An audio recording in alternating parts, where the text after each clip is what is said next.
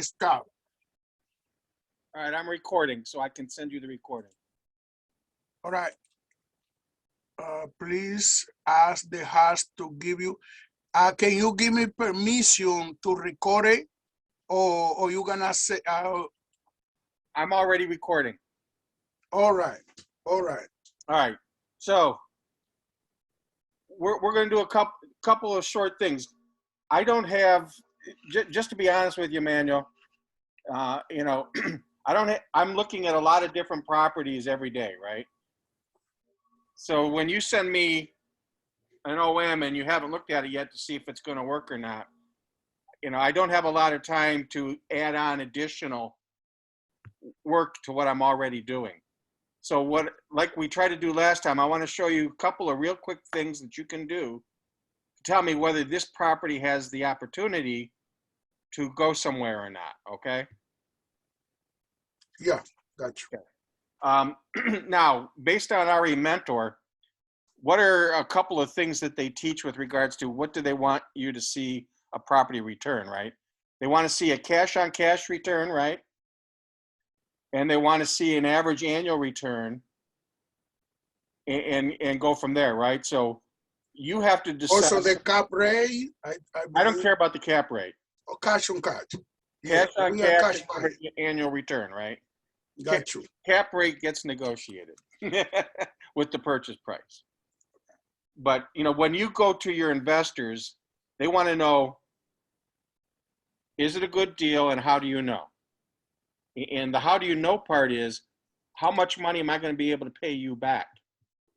What's the return I'm going to give you on your money? If someone is willing to invest $100,000 with you into a property, they want to know how much money they're getting back in addition to their $100,000, right? Yes, of course. That's the whole point of it. If you were to be investing, you'd want to know, how much am I going to get paid to invest with you, right? So you have to have in your mind, what is it you want to pay investors, you know, to look for the kind of deals that will provide that amount of payment, right? So I guess the question I'm asking you is, what are you looking to pay your investors when you find a deal? Well, 7, 6, 7 or 8% of return. All right, so 6 to 8% cash on cash. And what about the overall average annual return? What are you looking to pay them there? I think you know better than me, but I believe like 18 or 20%, 21%. Right, so that's fine, or that's too much, or that, what do you think? For today, it's probably too much, but let's just go with 18%, okay? You're really going to only be able to provide somewhere between 12 and 15% today. But that's because everything's too expensive. Right. Hopefully they will change quickly, as soon. Now, what kind of, how much ownership are you looking to give to your passive investors? What's the split between the GP and the LPs? Well, I think regular is 70-30. 70-30 is a good one. Okay. So now, can you wait for 1 second? Yeah. Hello. Bien, Carolina.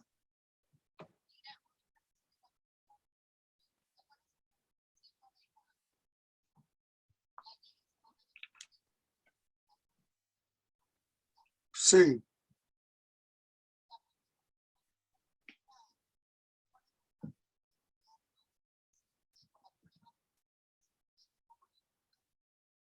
Con un cheque.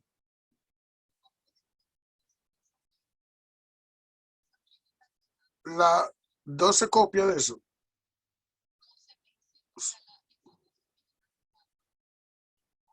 Sí, creo que sí, seguro.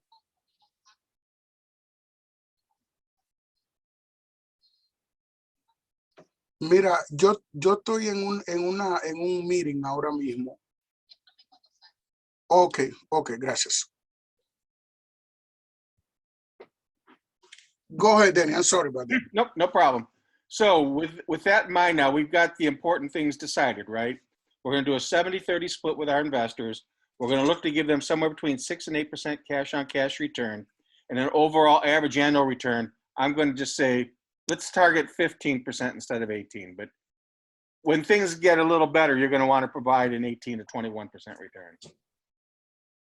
So with that in mind, let's look at the two examples that you gave. I'm going to share my screen and I'm going to pull up your examples. What we're going to do, Manuel, is we're going to look at the OIM, the offering memorandum. You did one important thing is you got the expected pricing on the properties, which is good. That way I don't have to back calculate it using taxes. There's ways you can find that number without talking to the broker. 80% of the time you can find that number, but not everyone knows how to do that, and that's a little more complicated. So you got the expected pricing. Both properties that you sent, they're expecting something around $40 million each, right? That's what it said in your emails. So with that in mind, let's take a look at, let me share screen.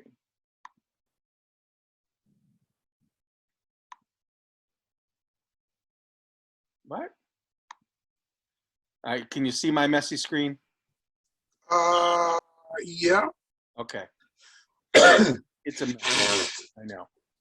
All right, so this first property, Elite, let's do Elite at City Park. 208 units built in 1991.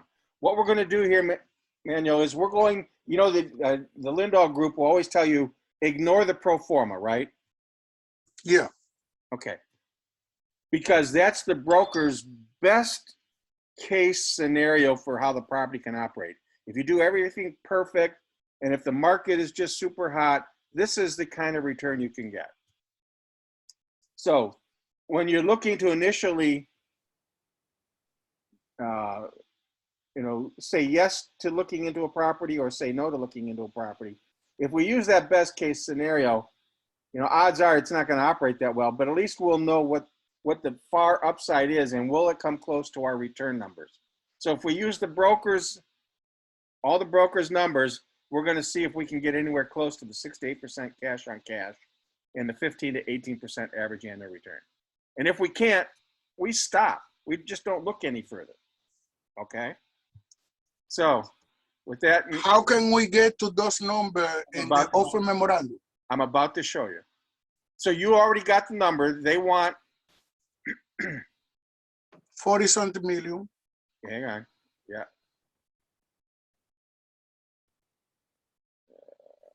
Let me move me out of the way here.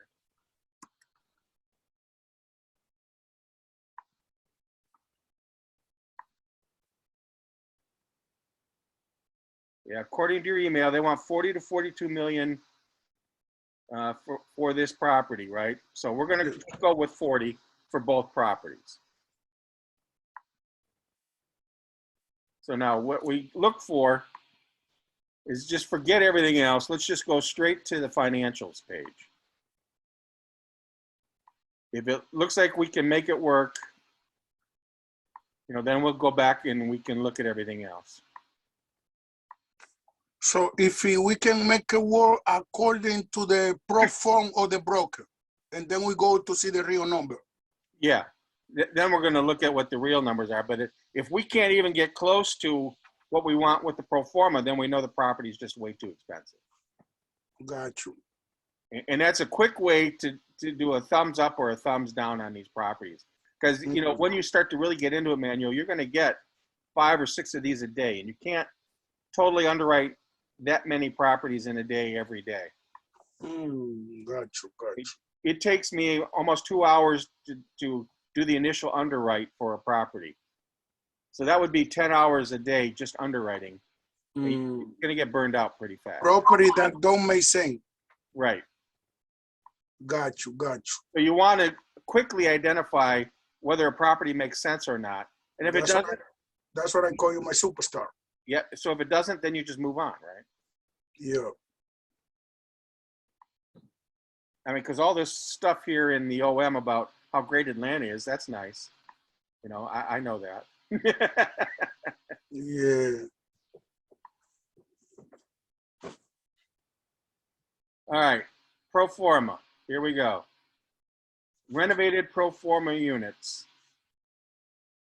So we see here in this column. I have a question. You don't go to the income and expense, or you go It's to right the here. pro forma? It's right here on this page. It's right here on this page. Oh, yeah, I got you. Yeah.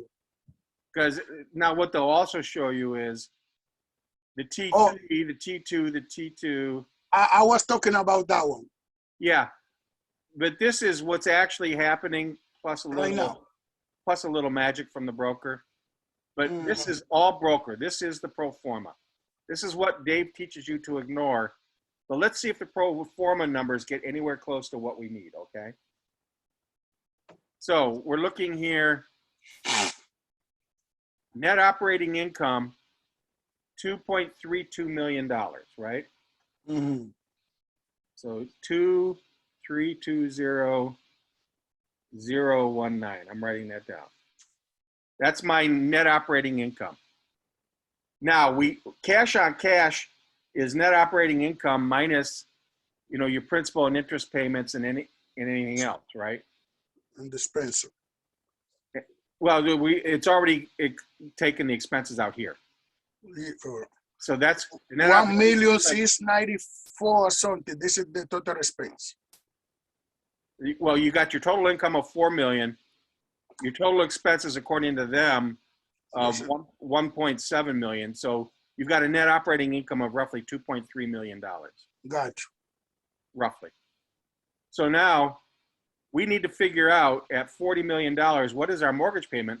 Because we got to make the mortgage payment out of this $2.3 million. And then we can calculate the cash on cash return. Okay. So, but first, before we do that, how much money are we going to have to raise to buy a $40 million property? We have to see on the right to see the acquisition cost. Well, we can make some assumptions, right? We're doing I'm looking at, right now the banks are looking for a 25% down payment. Okay. So $40 million times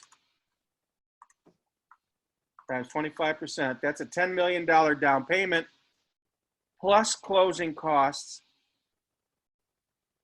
plus additional costs to upgrade these units, to renovate them.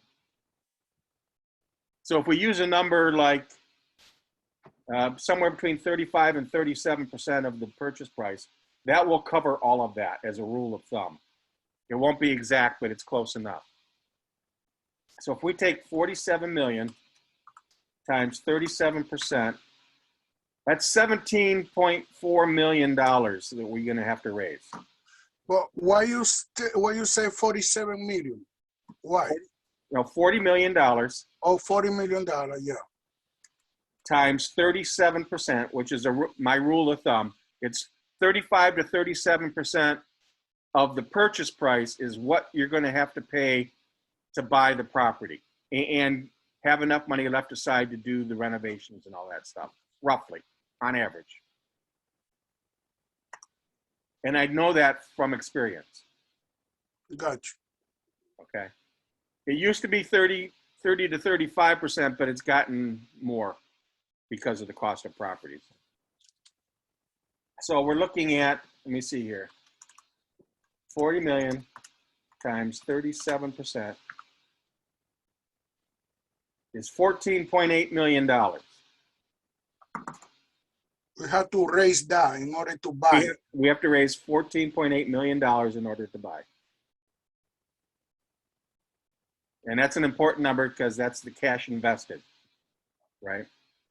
So let's look at something here.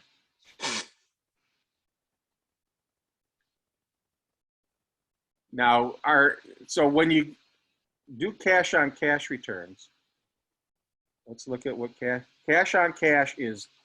Cash flow, the free cash after everything is paid for, divided by how much money you have to raise to buy the property. Okay. So it's this net operating income minus your mortgage payment equals your cash flow, your free cash flow. And then You divide that free cash flow by the amount of money you raised, in this case, $14.8 million, and that gives you your cash on cash return.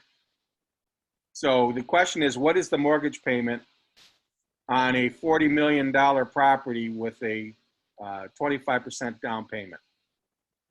So 10 million, close to 10 million. The loan amount is $30 million. That's correct. And the interest rate I'm using is 4.5% today. So that gives us a monthly payment of $152,000 a month. So let's take that for a year, because Dave says do everything by a year. That's $1.82 million per year. Okay. So the mortgage payment. This is a program that you have, or some I don't know what to say that, in the internet that you download. Yeah, I got that. There's plenty of mortgage calculators that you can do on the internet. I just did a search for mortgage calculator. Oh, I can say mortgage calculator. Yeah, and if you Google mortgage calculator, you'll get 19 different websites that'll show you how to calculate it. Okay, so we take this $2.32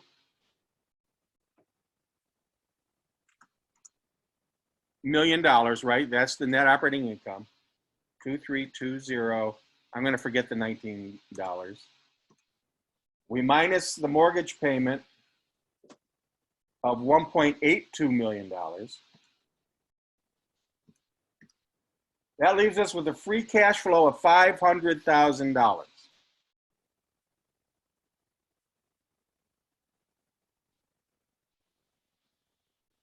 $500K. Now, that's an important number to know, because to get your cash on cash return, you need to take your free cash flow of $500,000 and divide it by the $14.8 million.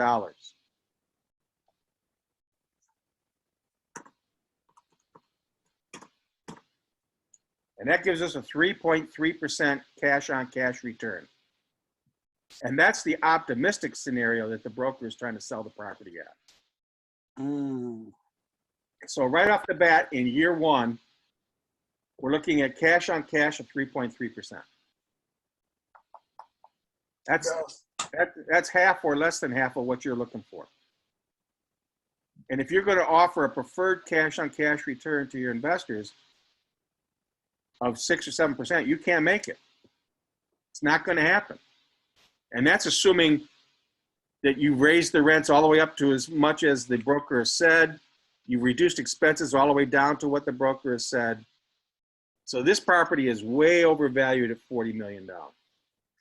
So let me see if I understand. In order for me to have the cash on cash return, I had to take the net operator income minus the mortgage payment minus. No, then divide that by the amount of money you have to raise to buy the deal. Divide that, all right. Okay, and that gives you your cash on cash return. And if your cash on cash return is 3%, and you're looking to pay 6 to 8%, this is you go at the first year that the broker say in the pro forma. Yeah, because we always ignore the pro forma, except in this case when you're looking to quickly go through opportunities and see if it makes sense to look at or not. Because when you start getting into this, like me, by today and tomorrow, I will have received somewhere between 20 and 30 properties to look at this week. That's the first thing you're doing when you open the offer memorandum. I just quickly try to assess what's the cash on cash going to be on that. Yeah. So I'm sorry. Thank you for your patience. No. Keep asking. That's why we're doing it. You are a great mentor. So I go to the net operator income, and then minus the mortgage amount. divided by the, and then divided by the money that investor put in the deal. Yes. And then I will get the catch on catch. Yes. All right. Let me, you got it. We're recording that, right? Yes. All right. Got you. So in this case, I will find out how the number going to work. Yeah. And in this case, you're going to realize that the returns are too low. Unless you're talking to an insurance company that's looking to put a lot of, millions of dollars into a deal and they're willing to take a 3% return. And that's the overall return. Now you've got it. You said you're going to do a 70-30 split, right? So we have a 3.3% return. The investor only gets 75% of that 3.3 times 0.75. So they're only seeing a 2.5% overall cash on cash, because this is the cash on cash for the whole deal. 3.3% is cash for the whole property. They get 75%, you get 25%. So they're only getting 2.5% cash. The property doesn't even come close to providing what you need at $40 million.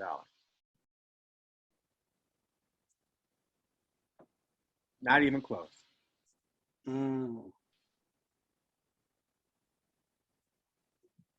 So unless you have a pool of money or a pool of investors who think that 2 to 3% is a good return, this is not a deal for you, or you're going to have to negotiate this way down into probably the low 30s or high 20 millions in order to make this make sense.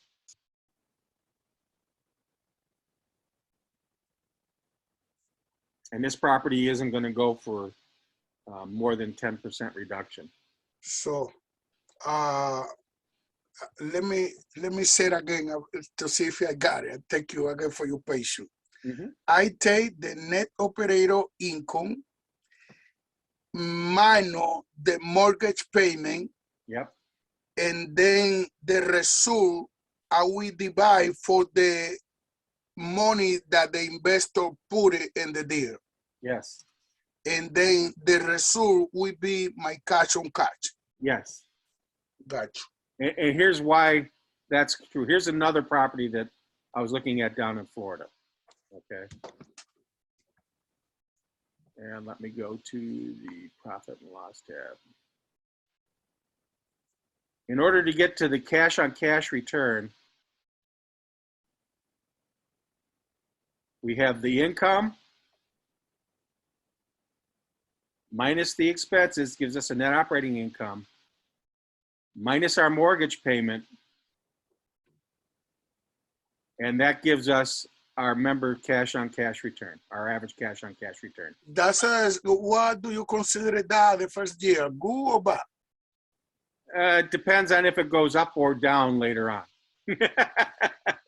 This is something that I would start to look at, because then I can say, yeah, we'll give you a 6% preferred maybe. Now, in this case, we're doing interest only for a couple of years. This is on the hairy edge of not being a deal. And it turns out it's not a deal for us. We're not going forward. But I just wanted to show you. That's because I saw that in the long road, the cash on cash went down. That's right. The cash on cash, the average cash on cash goes down because in year 3, I have to make principal and interest payments. So my payment went up. Okay. Right. And that reduces the amount of cash I have to distribute, which reduces my return from 6.76 down to 4.7, and that hurts my average. Definitely. So this whole property over 5 years is only going to return 5.78% average cash on cash. So I can't promise investors a 6, 7, or 8% preferred return, because I'm never going to make it. Got you. And that's why this property is not a good property for that. So that's why if you look at perfect circumstances, if you use the pro forma and you realize that under a perfect situation, you're only going to get 3.3% cash on cash return. This is not something to keep looking at. It's not going to work. Got you, got you. Okay. So then let's look at the second one. Elite Xing or crossing, I guess is how they Can I do the number on that one? Yeah. With the net operator income. But Now it turns out that they're estimating the value on this one also at about $40 million. So the mortgage payment, let's just use that. That's going to be the same. They're similar sized properties. They're similar age. It looks like they're bringing in the same kind of income almost. Let me see here. I mean, I like the looks of the property, don't get me wrong, but I just can't accept a 3% cash on cash return. No, they're asking too much money. Well, absolutely they are. But someone will pay it, unfortunately. Really? Oh, yeah. Wow. Yeah. There's a lot of people out there that are willing to take anything just to say they have a deal.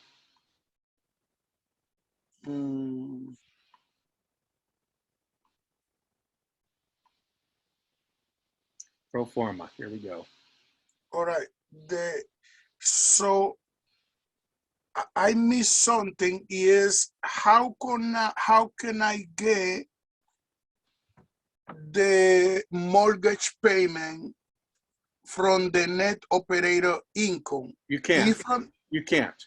You get the mortgage payment by you ask the broker, what do you what's your pricing guidance or what's your whisper payment?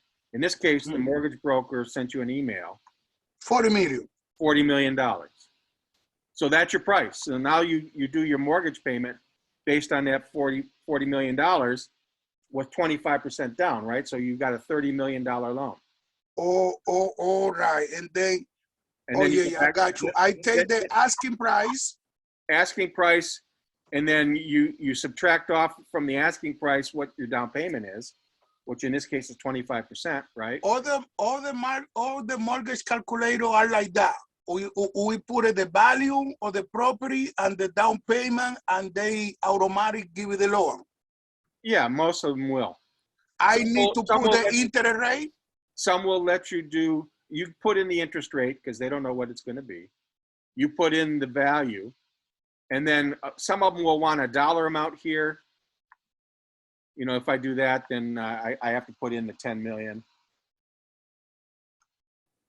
Or some will let you do a percentage. And I prefer the percentage so I can play with it a little bit. 25%, right? And then it calculates and it says, okay, fine, you got a $30 million loan amount. I put in 4.5% interest rate. I put in amortized over 30 years. Sorry. All right. There is no property tax, PMI, home insurance, HOA, because you're paying for all that out of the expenses. So then what they'll give you is monthly payment is, with your down payment of 25% is 10 million.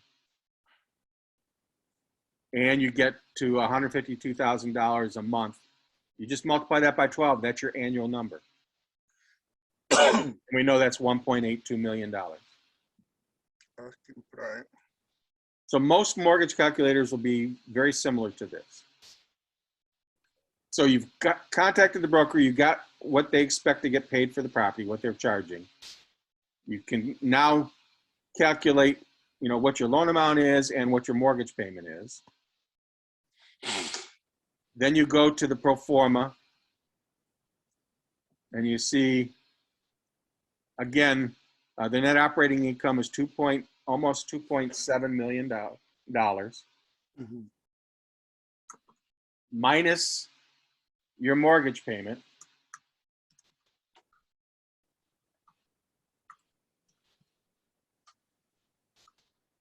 Ah, 2.7 minus 1.8200. $880,000 is your free cash flow. So then you take that free cash flow and you divide it. You take that mortgage amount and you multiply it by the 37%, right? Which, because these properties are the same price, it's going to be 37% is the expensive. 37% is what it's going to cost you to buy this. All right. That's your $10 million down. That's your expenses, your lawyer's fees, your due diligence, all those things, that what you're going to have to pay to the bank to do their thing, your reserves, and any money you need to do the rehab. That's all going to add up to about 37%. Some will argue, say it's 35 or it's only 30, but 37% really gets me close. So that's 14.8 million. That's just under $15 million that you've got to raise. And we got $800,000, $880,000 divided by $14.8 million. That gives you a 5.9% cash on cash. The first year. The first deal was 3.3. So that's made this a little better. A little bit better. Now the question is, can you take, assuming everything is perfect, which it never is, is this then going to be worthwhile maybe looking into further or not? Once you get to about 6%, it's probably worth looking into. Because then can you raise that up every year from 5.9% to where you can average 7 or 8% to the investor, or you need to average double digits. You need to average 10 to 12% because they only get 75% of the 6%. So this is probably still too expensive. Mm-hmm. Gotcha. And the reason why I know that, again, if I look at this and I go to the returns tab, I see that the investors are going to get a nice average annual return, but their cash on cash is only 5.78. The property is going to deliver an 8% overall cash flow, but because the investors only get 75%, they don't see all of that. They see 5.78. So that's why when Jeannie tells you that you need 12% cash on cash, that's why. So you can give 8% to your investor and you keep 4%. But I've been analyzing 100 of the and I don't get the 12 catch on catch. That's right, you don't, and you can't really, not today. But you got to be able to find a way to give investors, if you're doing 75-25, if you're going to give the investors 7% or 6%, you still need to have somewhere between 10 and 12% overall cash on cash return. Mm-hmm. Like the property that we own in Mississippi, we're getting a little better than 13% cash on cash in the first year. Wow, that's great. Yeah, but it took me 6 years to find it. Oh, please. That's a great motivation. But we're getting, No, but it's fun. I'm doing that for fun. No, pressure. Because it can be very frustrating when you're looking at hundreds of deals and none of them come close to penciling out, right? And that gets frustrating. You just have to have the discipline to stick to it and keep looking.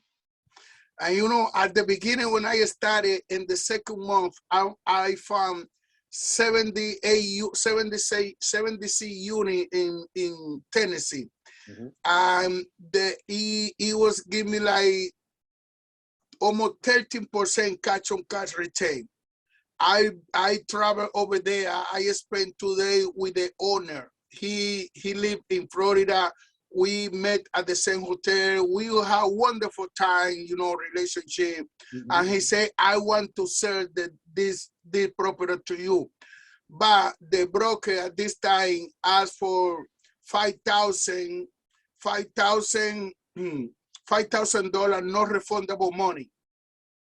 I was able to put it, even though I don't have at this time no more knowledge. But my coach said, no, we don't do that. We don't do that. We don't do that. And I lose the business, the deal.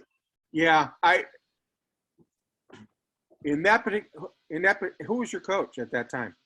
Jermaine has done that to a couple of folks. And now that I had the experience, they go, oh my God, pero yeah, I paid $10,000 for one supposed to emerging market training, and why I don't put $5,000 in something that I made the number, you as a coach made the number, you are surprised for the cash on cash.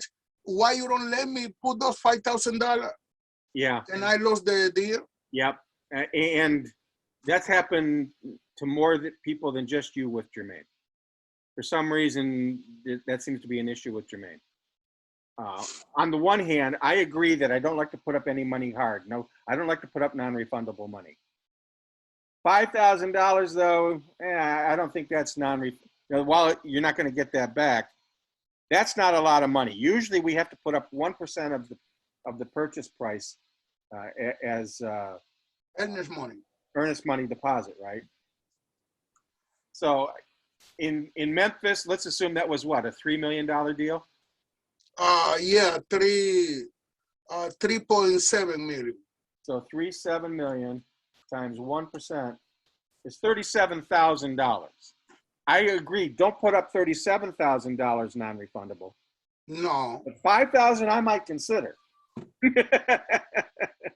Okay, but I don't agree with putting up a full 1% non-refundable. That now this property worth almost $6 million.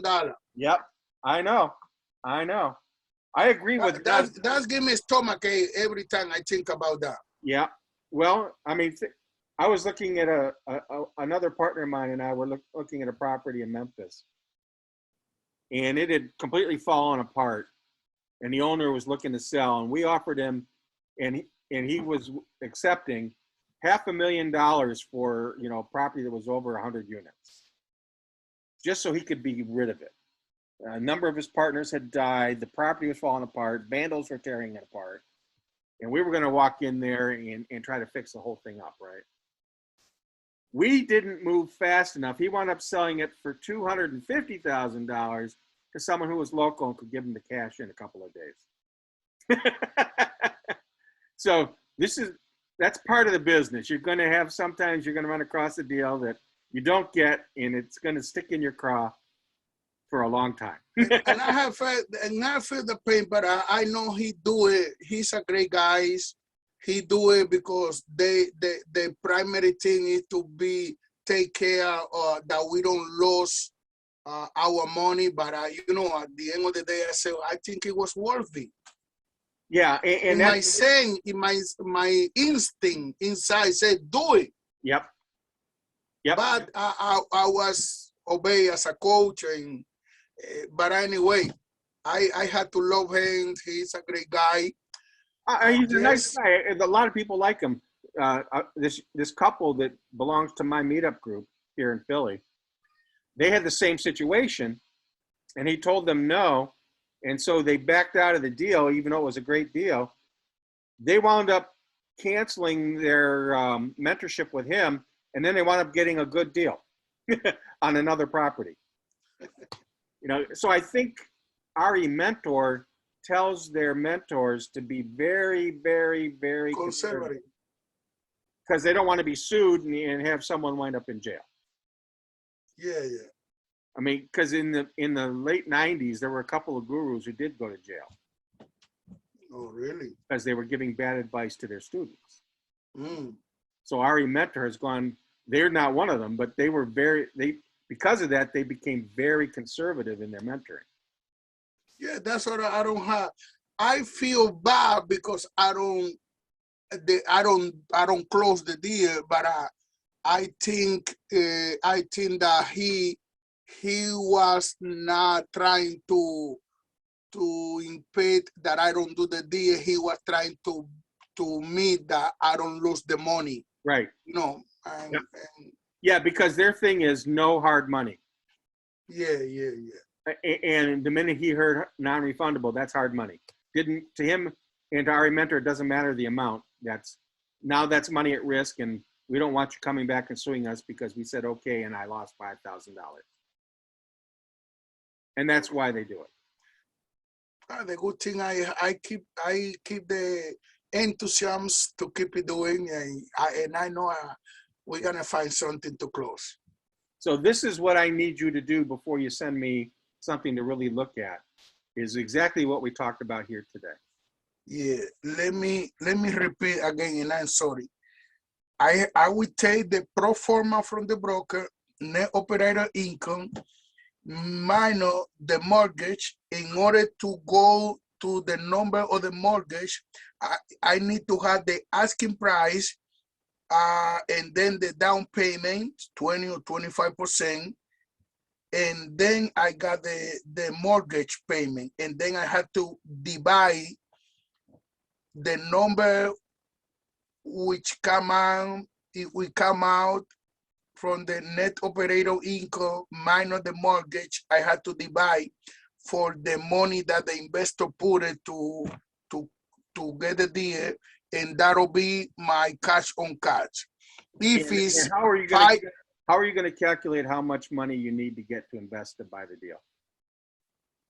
You always ask my question, Dennis. You got me. Can you explain me that part? I've said it a couple of times, right? I use 37% of the purchase price. All right. That 37%. That seems to be a little conservative, but it gives me some room to play with. Of the purchasing price. And that's how much money you're going to need investors to invest. 30% of the asking price, right? Yeah, the asking price. Now I use 37%. Some people use 30. Some people use 35. How about 40? Too much. What's that? 40, how about 40%? 40 is probably too much unless you're doing a big reposition. All right. 30% of the pricing. Well, I use 37%. 37% of the purchase price. Or the purchase, not the asking price. Yeah, asking price. The asking price. Yeah. But how about if I don't buy by the asking price, if I buy by my straight price? Oh yeah, I got you, because this is a brief. Yeah, this is a quick thumbs up or thumbs down. Without underwriting, yeah, I got you. Because you're only going to get, Manuel, in today's market, you're not going to buy anything for more than a 10% discount. So if he's asking for $40 million, the absolute worst price he's going to accept is $36 million. Because that's 10% discount. So, for example, 40 million. The property costs 40 million. Yeah. 40 million, and then the 37% of 40 million, I had to put it 0.37 per 40 million to get the number, right? Yes. 0.37. What am I?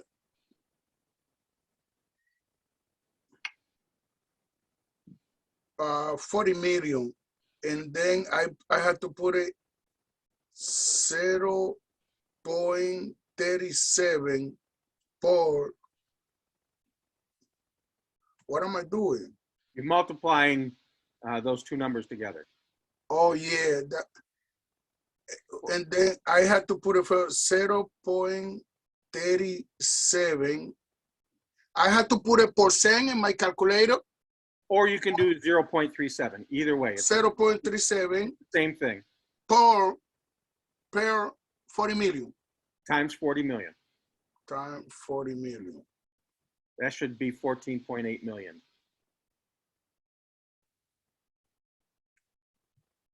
That 1.480.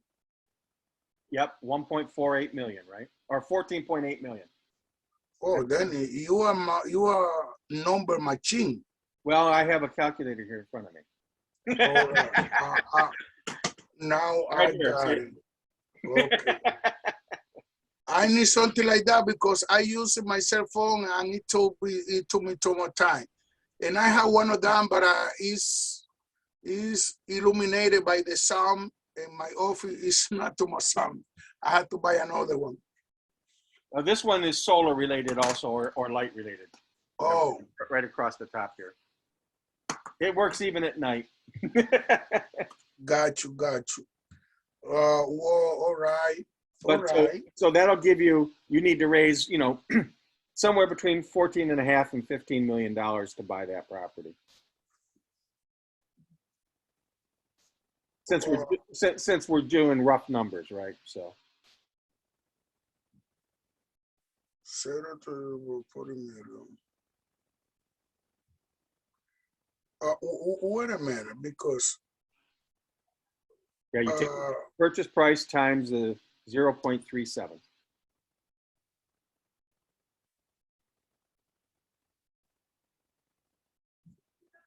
so 1 million. So this 1 million No, it's 14 million. of 14,800,000. 40 million. But I had to put it 40 million 800,000. Why they come out with me 1,480,000? You must have missed I something. think I missed 1 0. Let me see. 1 0 on the 40 million. Yeah. There's 7 zeros after the 4. All right. And then it could be 0.037. No, 0.37, not 0.037. 0.37 Yep. or 40 million. Yes. Oh yeah. I was putting 4 million. Yeah, you were putting in either 4 million or you were putting in 3. Yeah, I got you. Now I got you. 14. Okay. So that'll give you how much you have to raise. You've already figured out what the cash number is that you're going to divide that into, and that'll give you the cash on cash return. And in the first case here, it was 3.3% before the split with the investors. So this is not a property to look at. Unless you're the world's best negotiator and can talk them down to $28 million purchase price. Dennis, what part of New Jersey are you living? Oh, in Philly, you told me. Philly, yeah, I live north of Philly. But New Jersey, I want to know couple of places when I can. My daughter is on vacation this week. I don't know much place. Do you know place that I know it's too early for lake, but anyway, some place that I can take to see the place, or maybe in the summer. You mean to see an apartment? No, to just to go to see beautiful thing. What about? I mean, I don't know if you like the ocean and beach, but yeah, you've got all the way up and down the coast of New Jersey. You've got wonderful beaches and beach towns. From Cape May down in the far south, all the way up. You live in northern New Jersey. Let's pull up a map of New Jersey here. Hey, how about Tommy? Do you spend time with Julian this weekend? Not this weekend, no. How old is he? 1.5. Oh, 1.5. Let me see here. Map of New Jersey.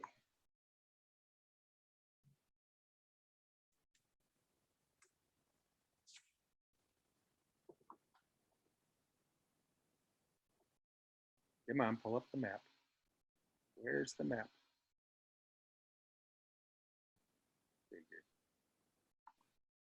Here we go. So you're up north of Edison, right? Yeah, I'm in Patterson. Yeah.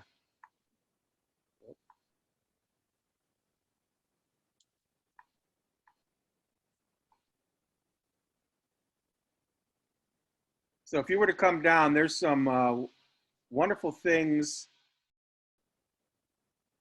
Um, like you got Monmouth Beach here. It's probably in Long Branch. You're probably an hour's drive from there. Depending on traffic. Monmouth Beach. Hold on, let me write it down.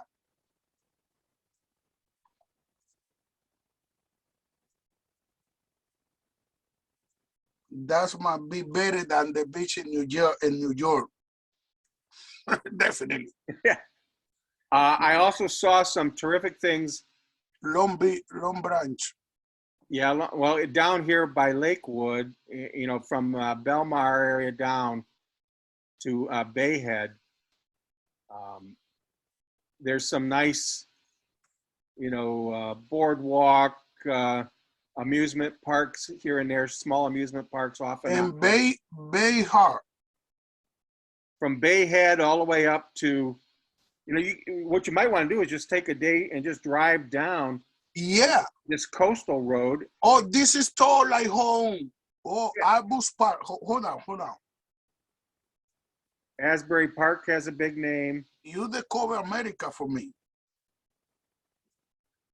Asbury Park. There's all kinds of stuff to do along the Jersey Shore there, and you're an hour to 2 hours away from it, right? Mm-hmm. Because you're right. If you go into New York City, try to go to Coney Island or no. This is a lot of people and there's drinking, drug. Yeah, it's a mess, right? It's not for family. But so there's a lot of family kind of stuff here along the Jersey Shore. Just how far down do you want to go, right? See, what the Sea Bridge? I don't know. I haven't been there. All right. I haven't. I've mostly been to all the way down. You don't want to go down this far because that's a couple hours drive for you. No, it doesn't matter. I drive. My wife, we love beach heaven. This is because now you got Brigantine in Atlantic City, Margate. This is all good. Ocean City. This is more for the teenagers and the 20-somethings. A lot of partying at night here.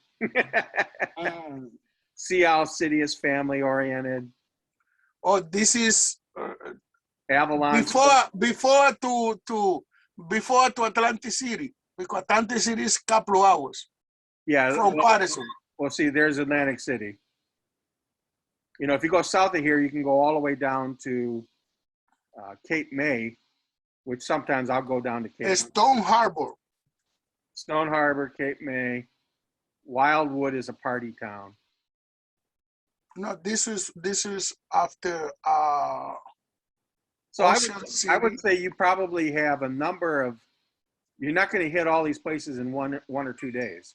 So no, I got you can pick a couple of sections, just pull up the map of New Jersey on Google, pick a couple of sections and as you have time on weekends or like with your daughter on vacation this week, take a couple of days and just go take a look at something and see what you can explore. So if I am in Patterson, where I would like to explore all the stuff because I do this business to have some fun, man. Yeah, well, I don't know exactly where Patterson is, but is it by Hoboken? Patterson, I see. I not even see Patterson in the map. My God. Let me see here. I still don't see Patterson. Is it by any of these cities? Huh? Is it by any of these cities? If close to Newark, East Orange, Passaic, Clifton. Oh, Patterson is right here. Okay, well, I'm glad you see it. I still don't see it. Yeah. Patterson, you see, let's say, Passay Clifton, go over there. Oh, here? Yeah, it's close over there. I saw it. Oh, right here, Patterson. Oh, there it is. Right Patterson. there? Okay. So yeah, you just take some of these freeways down and then head over toward the ocean. So it'll be an hour or two drive. You'll spend a lot of time in the car, but yeah. My wife and my kids just like to go out of the Patterson. I don't blame them. No, the code that I take when I was with you is I try to refinance one property that I have in order to buy another place. So this is the quick thumbs up, thumbs down on looking at properties before you send them to me. Do you have any other questions on how to do that?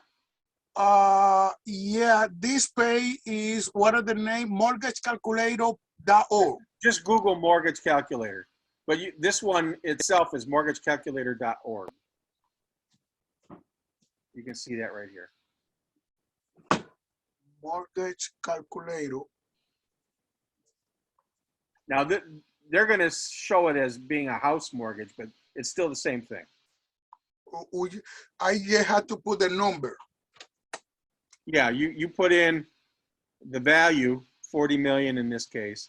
You put in the percentage down payment that you want to look at, and you put in the interest rate and for how long, what's the amortization period. That's the only information I need. Yeah, and that's going to give you a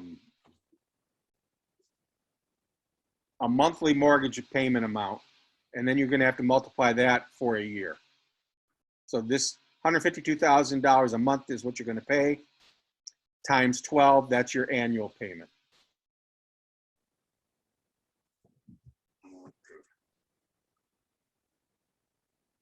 Multiply the monthly payment for 12. Yep. And that's what you subtract from your NOI. The monthly payment times 12, that's your annual payment, and you subtract that from your NOI. Annual payment. And that'll give you your free cash flow. And then your free cash flow is what you divide by the money that you collect from your investors to buy the property, which in this case is $14.8 million. All right. So the annual payment, I multiply for the asking price. No, the monthly payment you multiply by 12. By 12, and then then you subtract that amount from the net operating income, your NOI. All right. And that gives you your free cash flow. Subtract that for the net operating income. For net operating income. Okay. Well, thank you, because now I will try to get, I will definitely have to spend more time, but when I send you something, that's mean that Mason saying, and then if I find something that at the first year, they might have, that we have 5 plus cash on cash, and then I send it to you. Yeah, that'd probably be good for now. Got you. But now remember that 5 cash on cash is not enough. Yeah, you're gonna, because you need to, you're really looking for what is the cash on cash to the investor, right? So if the property is going to give you a 5 cash on cash, the investor's only going to get 3. That I don't need to see. So when you do this calculation, like we just said, and if you come up with a 5%, if you take that 5% times, you're going to do a 70-30 split times 0.7, they're only going to see 3.5% cash on cash. Going to do it. You need to send me something that probably shows a 9 or 10% cash on cash, because then when you take it 9% times 70%, now we can offer them a 6.3% cash on cash return. So the property has to do a 9% cash on cash. When you do all this calculation that we just said, if it's 9% or higher, send it to me. And I will underwrite it for you. And we'll talk about operational plans. So not 5%. It had to be like 9% at least. 9% so that we can pay the investor 5 or 6. Okay, because they don't get 100% of the cash on cash. You've got to get paid. You're not in this for charity, are you? Yeah. Of course not. Yeah, me neither. Me neither. I know. That's what Jenny said, that you are a savvy investor. Great.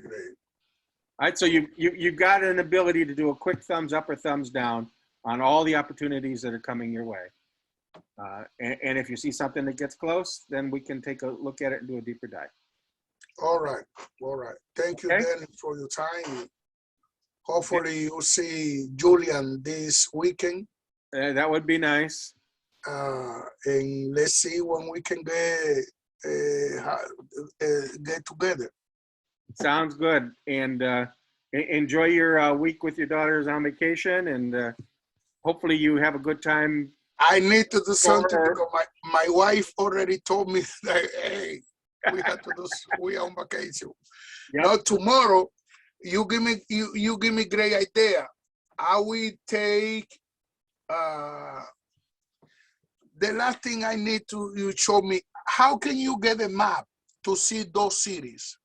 Oh, just so first of all I Google. Hang on, let me hit share screen again. Let me see if we can get stuff. Hang on. Oh, I'm sharing. All right. So I in my case, I hit Safari, but I go to Google. And I do New Jersey map.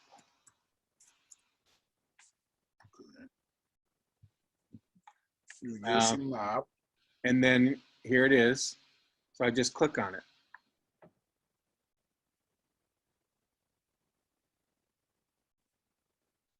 Or you can go to Google Maps and just type in the state of New Jersey. Just type in New Jersey. And there you are. And you can just expand on it or whatever, right? There's a lot of pretty scenery up this way too if you're just out for a day trip in a car. Yeah. There's lots of forest and trees and there's no high mountains in New Jersey, but there's hills here. So it can be pretty up in this way as well. And down here is I don't see the beach, the Long Branch, Bay Head, Albury Park, Vermont. You see this little plus sign here? Down here in the bottom right? Yeah. Click on it. And it enlarges. And then you'll start to see those. See? And if I enlarge it again, it gives me even more. Oh, all right. This is Long Branch, Albury Park, Point Place. Okay.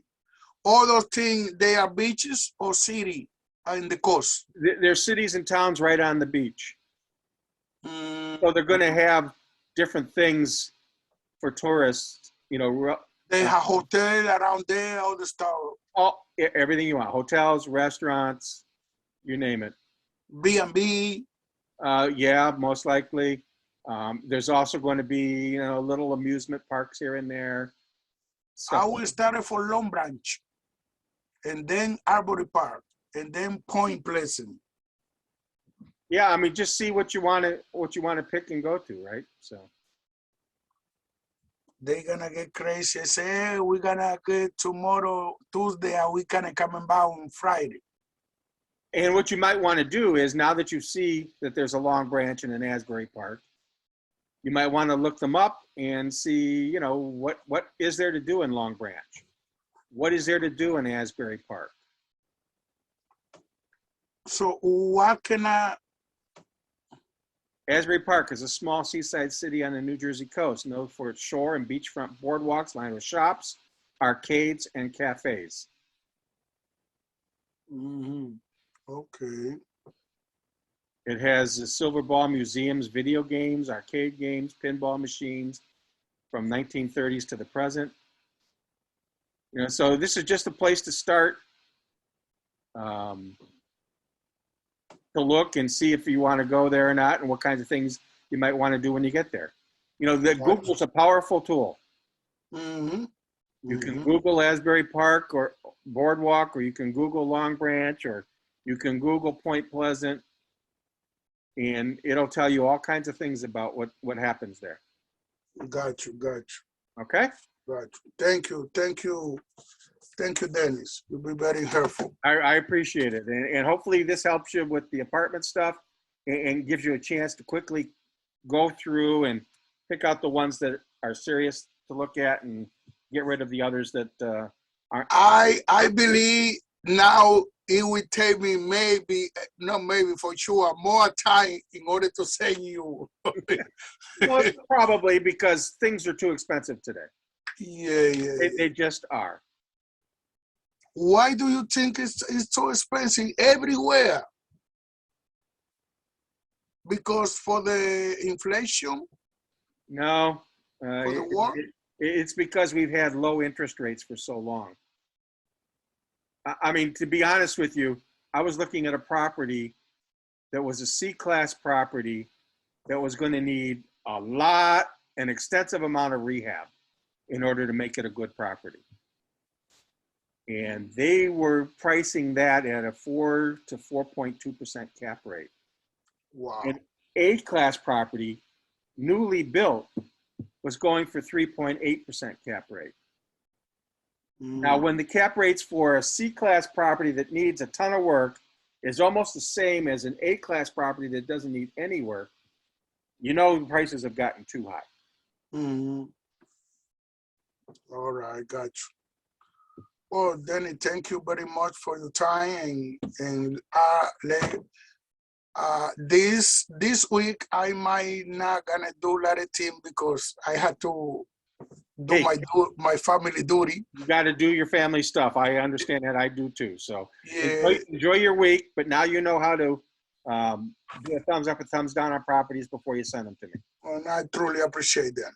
All right, and I will email you the recording as soon as it's done. All right. All right, Manuel. Thank you. Thank you, Danny. Have a good one. Say hi to Julian. Say there's some Dominican guy who want to meet you. That and my granddaughter too. Oh, you have more? Yeah, I have a 4-year-old granddaughter and a 1.5-year-old grandson, 2 different daughters. Oh. And both of them are having children the end of July. So you're gonna have them 4? I'll have 4 when the time comes. Oh my God, you are multiply. You need to gonna have a lot of energy. Not me. No, that's up to the parents. I just rile them up and hand them back.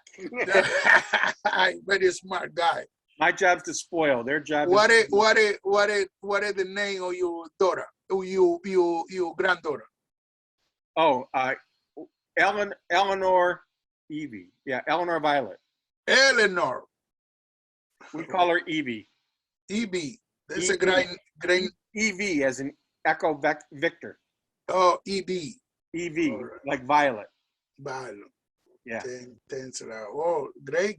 Beautiful family, and wow. Yeah, I'm happy. I imagine that you can wait to see the other 2. I don't have a choice. They're not born yet. All right, Manuel. Enjoy your week. Take your time, then. Take your time. Bye. Appreciate it.